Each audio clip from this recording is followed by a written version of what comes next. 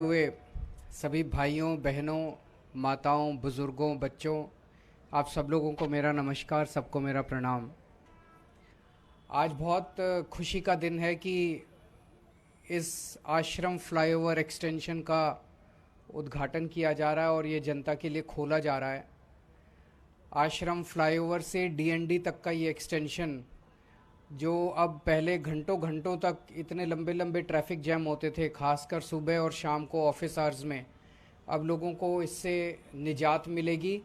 और जैसा अभी इंजीनियर साहब ने बताया कि 3 रेड लाइट से फ्री हो जाएंगे और एक तरह से अब नोएडा से ऑल इंडिया मेडिकल तक बिना रेड लाइट के आप फर्राटे से वहाँ पहुँच सकते हैं। तो दिल्ली के लोगों को मैं बहुत बहुत बधाई देना चाहता हूँ। लोगों को थोड़ी तकलीफ़ तो हुई इस दौरान, क्योंकि काफ़ी आज जब ये कंस्ट्रक्शन चल रहा था तो ट्रैफिक की काफ़ी प्रॉब्लम हो रही थी। लेकिन जब भी कोई अच्छा काम होता है थोड़ी तकलीफ़ तो उठानी पड़ती है। उस जो तकलीफ़ हुई लोगों को उसका मुझे खेद है, और लेकिन अब मैं समझता हूँ कि इससे लोगों को काफ़ी फ़ायदा होगा। पीडब्ल्यूडी के सभी इंजीनियर्स को मैं बहुत बहुत बधाई देना चाहता हूँ, जिनकी वजह से ये जल्दी से जल्दी, जैसा भी इन्होंने बताया कि किसी को यकीन नहीं हो रहा था कि 45 से 60 दिन में हम कंप्लीट कर लेंगे, लेकिन कंप्लीट करके दिखाया। अभी 2-4 छोटी छोटी चीज़ें बाकी हैं। जैसा बताया गया कि हाई टेंशन वायर एक है, तो कुछ दिन तक अभी इस पर लाइट व्हीकल्स चलेंगे। जब वो हाई टेंशन वायर हटा दी जाए, वो उसका वो हो जाएगा, तो दूसरे व्हीकल्स को भी अनुमति दे दी जाएगी।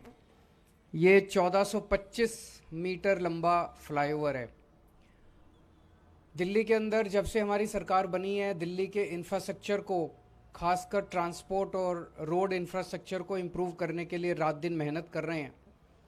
दिल्ली में टोटल अभी तक 101 फ्लाईओवर और अंडरपास हैं।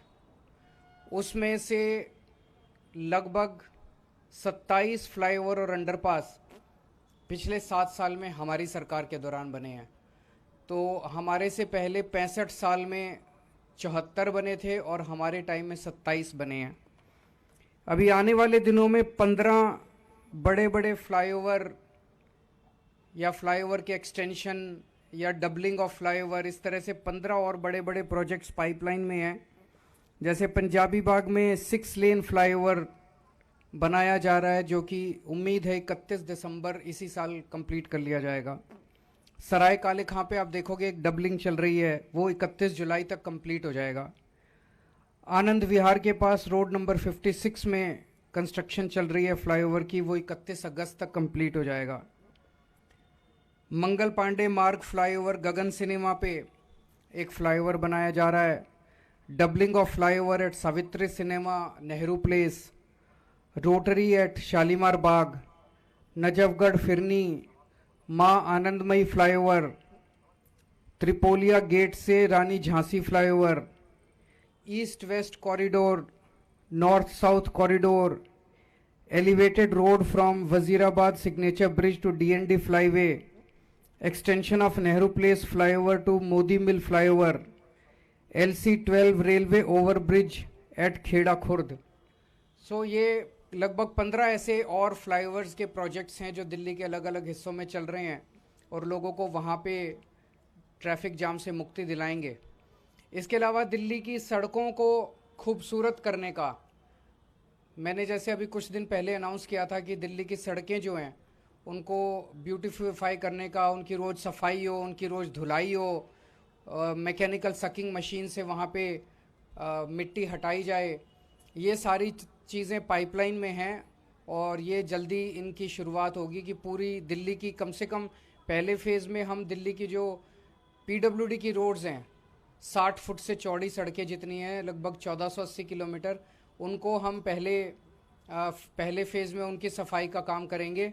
और ब्यूटिफिकेशन का आप देखेंगे आजकल पूरी दिल्ली में जब आप घूमते हैं, कई जगह अब ऐसी हो गई है जहाँ पे दिल्ली की सड़कें बहुत सुंदर दिखने लग गई हैं। कई जगह फूल पत्तियाँ दिख रही हैं, कई जगह अच्छी अच्छी लाइट्स दिख रही हैं। रात को अगर आप एक राउंड लें तो कई जगह काम शुरू हो गया है।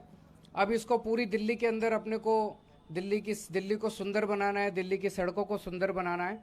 जैसे जैसे समय बीतेगा आप देखेंगे और भी कई नई नई सड़कें जो हैं वो खूबसूरत होती जाएंगी, उनकी साफ़ सफाई का ख्याल रखा जाएगा। अगर मीडिया के कोई 1-2 क्वेश्चंस हैं तो। इससे कुछ अलग सवाल है। इसी से पूछ लो आज, बाकी तो मैं आपसे लोगों से मिलता ही रहता हूँ। सर, वो राबड़ी देवी के घर पे छापा चल रहा है, सीबीआई का बताया जा रहा है।